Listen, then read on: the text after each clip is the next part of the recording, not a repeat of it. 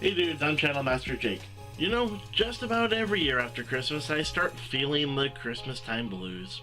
So this year I decided I want to review a movie that'll give me back that gingerbread feeling again. What's the movie about? So get this. It's about a girl who goes through a mysterious door and happens upon a magical snowy world. There she comes across a new mystical friend who helps guide her on her quest to rid the world of an evil ruler and restore her as the rightful queen of this fantasy world. And that movie is obviously The Nutcracker and the Four Realms.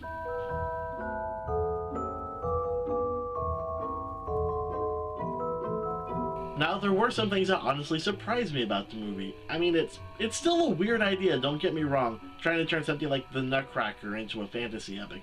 It's like the time they tried to do that with The Wizard of Oz. Remember how that turned out?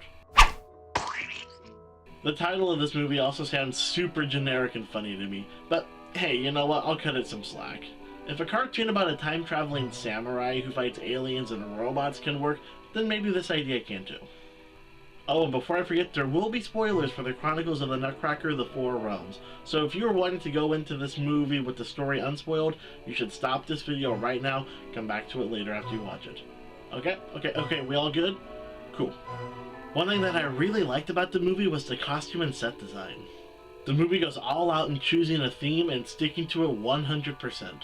Every realm in the movie had a unique look to it, even though it sticks to the notion of the four elements about as well as Adventure Time does. Fire, ice, candy, and slime. Weird.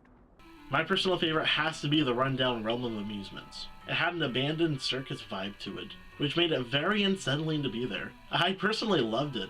I wish we had spent more time there, honestly, but instead we spent most of our time in frozen Narnia. And the costumes! The costumes are just so detailed and beautiful that you could just spend hours looking at them, and even more hours talking about them. Trust me, I have a girlfriend who loves costumes. I know. And I just adore the beginning and the end of this movie. The movie begins at a party on Christmas Eve at Morgan Fury's house.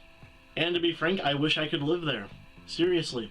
The lighting, the colors, the music, the costumes, everything just screams Christmas. And I felt so comfortable and happy that if the entire movie was just Agent Freeman of S.H.I.E.L.D. telling everyone the story of the Nutcracker like a bedtime story in front of a crackling fireplace, I would have been 100% fine with that. And then I would have gone again. It's just filled with so much Christmas that I dare anyone to hate it. I dare you. I triple dog dare you! There were also a few smaller things that I liked about The Lord of the Nutcrackers, The Fellowship of the Four Realms. For starters, the music was quite nice. It used some of the music from the original Nutcracker ballet, which seems like a no-brainer, but it helps to remind me that yes, this is technically based off of a ballet. And the original pieces were also very pretty. I'd play some for you if it weren't for the dreaded beast that is demonetization. So, needless to say, look it up on your own time and check them out. And also, the henchmen of Mother Ginger are fantastically weird and creepy. They're like these weird clown guys that are hollow and can stack into themselves like Russian nesting dolls. They're quite sinister and creative, and I liked their inclusion as something to fight against. Lastly, I liked a couple of the small moments in the movie, like when they had a ballet showing the history of their world. Even if I hated how they had to talk over it instead of just letting us watch it and figure it out ourselves. And there's this one wiggly dancing guy during the end credits. I don't know why, but I love this guy. Everyone else just wants to dance professionally, and then he pops up all like, heck no, I'm gonna dance how I wanna dance. You go, wiggly dancy guy. You dance to the beat of your own heart. And now we're at the part of the review that I'm sure most of you have been waiting for, the parts I didn't like. And boy howdy are there a lot of things I didn't like about this movie. So let's start with what I think is the movie's biggest problem, its pacing. The movie tries too hard to juggle too many different things without giving enough time to any of them. And because of this, there's no real payoff. The only aspect of the movie that has ample build-up is the protagonist Clara's strained relationship with her father. But besides that, nothing else seems to matter. Nothing is given enough time for us to care about, so in the end it feels like we're just watching things happening instead of caring about what's happening. The twist villain was also terribly done, so they try to do this 180 where they spin it to where, oh, it turns out Mother Ginger isn't the villain, so who is? It's actually, gasp, The Sugar Plum Fairy? But why? From what I can gather, she feels betrayed by Clara's mother leaving. So her answer to this is to enslave the four realms for herself? How does that follow? This ties back into the pacing problem. We're just not given enough time with her to learn how she thinks, and to see that something is boiling underneath the surface with her. Now, some spoilers for Incredibles 2, okay? They also had a twist villain in that film regarding the identity of the screenslaver, right? And even though I also saw that one coming a mile away, why didn't I have a problem with that one? Because it was foreshadowed since their very first meeting with Evelyn. Her reasoning was set up with her very first encounter with Elastigirl, and subsequent conversations with her also implied that there was something more brewing underneath the surface. This way, when we find out about her real identity, it feels earned and not thrown in just so they could say, "What a twist!" The characters also felt off. Not only was there a very small cast in this magical world of the Four Realms, but they were all either too weird without any substance or too bland that they get lost in the backgrounds. The Sugar Plum Fairy is an example of being too weird with little else.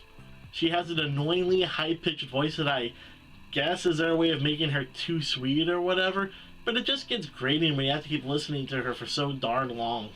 And the Nutcracker, an important role, the guy whose name is on the friggin' movie, is just bland.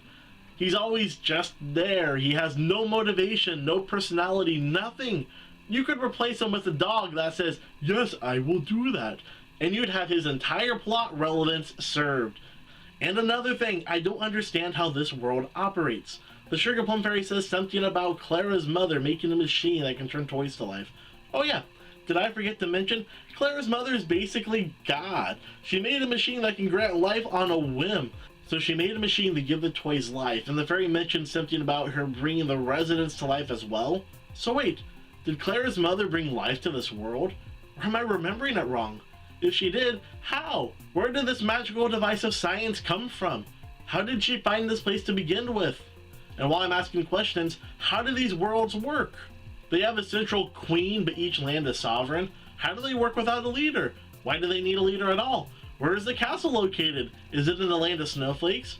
But if so, isn't that giving that nation a superior status to the others? Is it on its own land?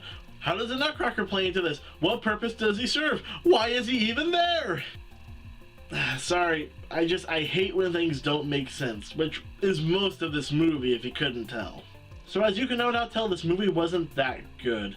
It had some good atmosphere and it had some good moments throughout it, but all those scattered pieces don't really add up to a fun and entertaining movie. Which really sucks, because on their own, those elements are, some of them, really, really good. But with terrible pacing, a bad villain, uninteresting characters, and more questions than answers about this world and how it works, I did not have a good time. So in the end, I'm going to have to give the Game of Nutcrackers 1.5 Nutcrackers out of 5. There are far better Christmas-themed movies out there that I would recommend before wasting time with this one. But what do you guys think? Did you see the Nutcracker of Oz? What did you think of it? Leave your comments and opinions down below and let me know. I always like hearing from you, and I try to respond back to as many as I come across. Also, consider subscribing and follow me on my social media to stay up to date on all the stuff I'm doing. Links down below in the description. Well, it's time for me to get going. There's more movies to watch and more videos to be made. Like the video if you liked it, and I'll see you dudes in the next one. Make sure to hug someone you love today. Bye.